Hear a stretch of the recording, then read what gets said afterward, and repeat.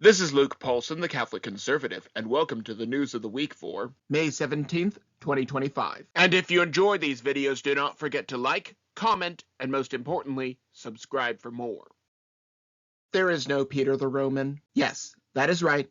He was just a conspiracy theory. The book where this came from not only had a dubious origin, being found centuries after it was supposedly written, yes! It was also specific with prior popes and vague with future popes. Yes! And it was largely jumped on by anti-Catholics and then taken as truth. Yes!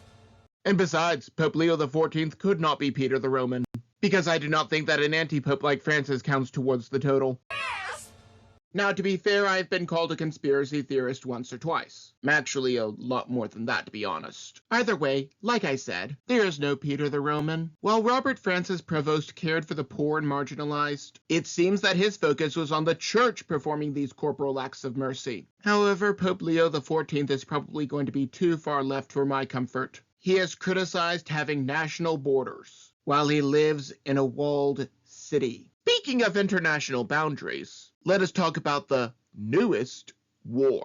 India versus Pakistan. With this new military outbreak, I wonder which of the two foreign flags liberals will start adding to their profile pictures, just like they did with Ukraine. India and Pakistan have had multiple wars over the years. In 1947 to 1948, 1965, and 1971. But now we are told that these nuclear rivals are on the brink of war. It started when the predominantly Muslim country killed Indian tourists on April 22nd.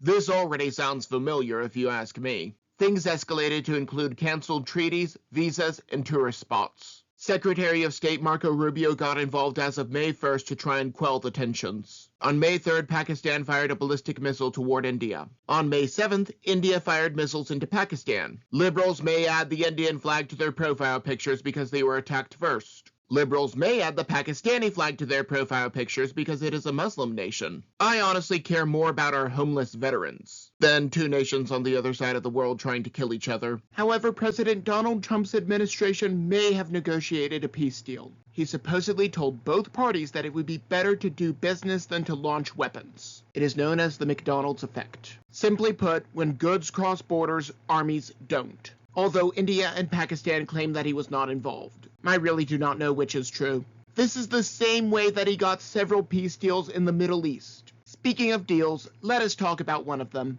First official deal. President Trump has secured a historic trade deal with the United Kingdom. The deal includes billions of dollars in market access, as well as the elimination of barriers to trade such as tariffs. To all those who said that it could not be done, just look at this first success. And to all of the people from John Stossel to PragerU who are saying that tariffs only cut us off from goods, we accept your apology in advance. Now that both countries do not have tariffs on each other, millions of people from different countries, cultures, races, and religions all work together to make amazing things, like this pencil. The UK did get a few concessions themselves because President Trump is a negotiator. President Trump also put a pause on tariffs with China. Furthermore, it was revealed that China had no intention of working with Joe Biden. China realized that they could ignore him and he would not fight them. This is one more reason that we call Joe Biden Beijing Biden. While President Trump is hard at work to protect America, liberals are resurrecting harmful stereotypes. A statue of a fat woman. There are a lot of harmful stereotypes out there, such as people from the Deep South are uneducated bumpkins and thus gravitate to farm work or manual labor. Or women are nurturing and loving and thus gravitating to a job as a nurse and not a doctor. However, let us talk about the overweight black woman stereotype. I must add a note here that stereotypes and racism are vastly different things. Stereotypes can lead to racism, but often do not. The artisans of New York placed a 12-foot statue of an overweight melanin-rich woman in Times Square. Those interviewed on the ground said that it was empowering to other melanin-rich girls who are heavy-set. The problem is often not genetics. The problem is a lack of exercise and a poor diet, both of which are life choices. Remember that stereotypes and racism are perfectly acceptable when a Democrat does it. Like when Jasmine Crockett said that America needs illegals because we done picking cotton. We are. You can't pay us enough to find a plantation. This is not racist because a Democrat said it, and it is also very poor grammar. Now let us move on from Democrats who have accomplished nothing to Republicans who have accomplished nothing. I am an equal opportunity critic. Pam Bondi's secrets. Attorney General Pam Bondi famously gave out binders that supposedly had the Epstein list to several conservative influencers. However, the binders actually only had information that was already publicly available, making it more of a show than anything else. At the time, I was angry that she got our hopes up. Then she revealed that most of the data was not even digitized or properly made available. So I was happy when she revealed that she created a task force to find and digitize the files for eventual prosecution. Now, as revealed by James O'Keefe with OMG, she and the Federal Bureau of Investigation, or FBI, are sitting on untold amounts of video evidence. This is proof positive that James O'Keefe will go after both sides of the aisle. Moving on, after her office was contacted with James O'Keefe's undercover video, AG Bondi made a public statement that they had these videos. The crazy thing is that her phrasing was almost word for word what was in the email. Well, maybe it is not that crazy. Jeffrey Epstein likely took video evidence of his clients to blackmail them in case they ever went public. It is also possible that this FBI data was going to be made available to people like Gates, Clinton, Schwab, and Soros to use if they needed it. But I cannot confirm that. Speaking of which, we now have video from inside the infamous island. This is from the kitchen where his clients eat. In other words, O'Keefe Media Group has given us more video than the United States government. I honestly do not know if AG Bondi will actually release the information or not. Now, while these children are not in any way getting speedy justice, First Lady Melania Trump is using her influence to help children. The First Lady and children. Conservatives love to joke that President Trump could cure cancer, and Democrats would complain that he put doctors out of work. However, when I was writing this story, I started to doubt that. Melania Trump has done something so amazing to help the poor and marginalized. But just after looking at the first page of DuckDuckGo, the only sources that are talking about it are government and conservative sources. As such, I suspect that if President Trump ever did cure cancer, the fake news would either ignore it or try to convince people that cancer cannot be cured. Melania Trump has secured $25 million, which is a significant chunk of change. And this money is going to help provide housing and support for children exiting the foster care system. Now, I really do not think that this is a job for the federal government, as it is a state issue, but considering that it is about minors who may have gone through the system, the federal government may already be irrevocably linked. This funding is attached to the Department of Housing and Urban Development, or HUD. According to ChatGPT, this could serve 2,000 children, or 10% of all of those in this stage of the system. There is enough for housing, support services, education or job training, health and wellness, as well as oversight. Imagine what would happen if the money that went to the illegals instead went to this worthy cause. Now, while this administration's leadership is a standard to live up to, the previous administration kept the bar really low. A failure of a first lady. It is no secret that Joe Biden, unlike President Trump, could never pass a cognitive test. After running cover for him for years, books are coming out by his previous cheerleaders about his mental incompetence. If you want to see how this incompetence played out in real time, follow the link in the description for a playlist by the channel Ovation Eddie. Either way, it should have been obvious that this decline was happening. However, his administration expertly covered it up with the help of Operation Mockingbird. Operation Mockingbird is here to remind you to never question the official narrative. Meanwhile, his own wife was complicit in massive elder abuse. Now, even though he is no longer relevant, Biden was carted onto The View to defend himself, which only made things worse. Not only were his responses on this live show bungled, but his wife had to start answering for him. Let me be absolutely clear. The Biden administration was a disaster right from the start. Meanwhile, she was not the only one who was lying. His whole administration was covering up what conservatives already knew.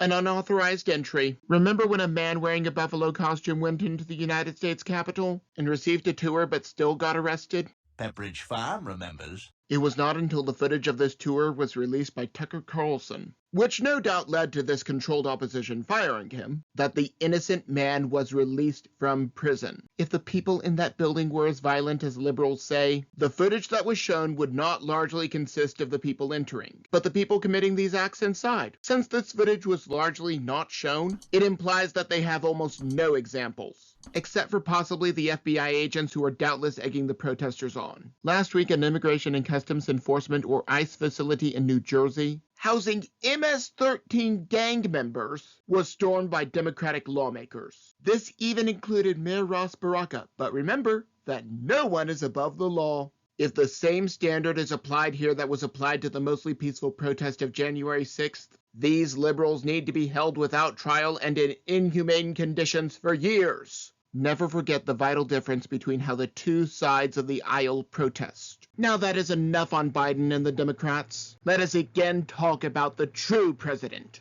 Donald Trump, fighting lower drug costs. Remember when Biden claimed that he lowered the cost of insulin even though he lied about the numbers? Pepperidge Farm remembers. Biden claimed that the cost of insulin was $400 a month. However, even PolitiFact found this to be false. They did admit that Biden capped it at $35 a month, but the $400 a month is patently false. They found that on the low end that people would pay $452 a year on insulin, or $996 on the high end if they were uninsured. This means that if we use our math skills, insulin was closer to $38 a month. This means that Biden is claiming to have dropped the price by 91.25%. But in reality, it was only dropped by 7.08%, or less than $3. Now President Trump issued an executive order mandating that the cost of prescription drugs go down. Now while this is possibly illegal, and will create a price floor that will potentially lead to shortages, this is something that even President Obama with his socialist health care plan could not do. President Trump was able to do what his predecessor and his predecessor's lackey were unable to do. Now liberals are upset that prices are going down and how this will practically work. Perhaps the first time in a while that they cared about how economics actually works. Why, even a broken clock is right 2 or 3 times a day. Now let us move on from how Democrats lie about the cost of drugs to how they lie about planes. The Qatari Plane. President Trump accepted a plane that will be retrofitted to become a new Air Force One on behalf of the State Department. The only problem is that this plane comes from Qatar, a country that most Americans, liberal or conservative, could not find on a map. Apparently accepting a plane is tantamount to treason by the standard of the fake news. These are the same people who wanted Hillary Clinton as president, even though she, via the Clinton Foundation, accepted millions of dollars from foreign governments. Even Politico admitted that these donations to her foundation took place while she was Secretary of State under Obama. At the time, it was called a conspiracy theory, even though there was no reason whatsoever to doubt it. If she made all of these deals as Secretary of State, what deals might she have made as President of the United States? Only Poppins would know. The idea of candidate Trump or President Trump colluding with Russia is bizarre to me. Not only would the Russians have more to gain by having Clinton in the Oval Office, after all they donated to her charity, and even Vladimir Putin claims that he donated $400 million to her campaign. Even if this number is inflated, there is no evidence for the Russia collusion narrative, except for the evidence that was created by the Clinton campaign itself. Even PolitiFact admits that there were no donations to Russia to the Trump campaign, according to the now infamous Mueller report. Either way, I wonder if the fake news will now give up on the Russia collusion narrative and go on to the Qatar collusion narrative. While we are talking about planes, let us talk about our medieval air traffic control network, Airborne floppy disks. I'm just going to go out on a limb and say that a lot of people under 30 do not even know what a floppy disk is. Granted, most in my generation would not know what a typewriter is and would be lost without the internet, but I digress. However, for those of you who do not know, it was an early way of storing information outside of a computer. Just look at the save icon on Microsoft Word. Moving on, this system is so antiquated that almost no one uses them anymore, except for air traffic control. Since no one makes these parts, they have to be ordered on eBay. And when eBay runs out, all of the planes could crash.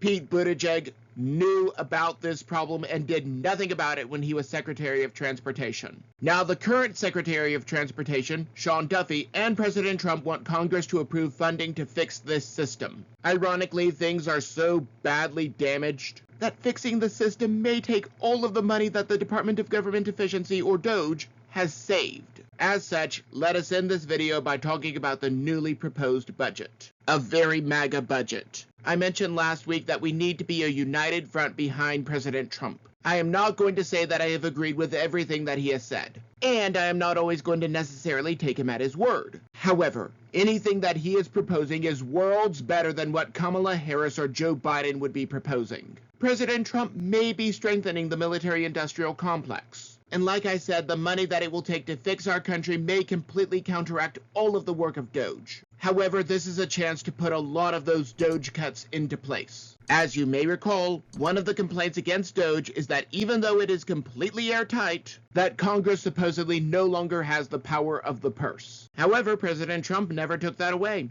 Each department still has the money. However, the president has jurisdiction over which programs will continue and which will be cut. That is a consequence of giving unlimited authority to prior administrations, rather than discretionary authority to Congress. To be fair, I have not read the bill, but the Democrats are already fear-mongering. They are claiming that millions of people will lose Medicaid coverage. However, that is not the job of the federal government and is illegal to begin with. Maybe this will pave the way for more cuts in the next fiscal year. One can only hope. Maybe I'm just blowing smoke. Maybe I'm completely off my rocker, but that is just my opinion. And do not forget to like, comment, and most importantly, subscribe for more. But before you go, on the left I have last week's video, but you may also enjoy the video on the right.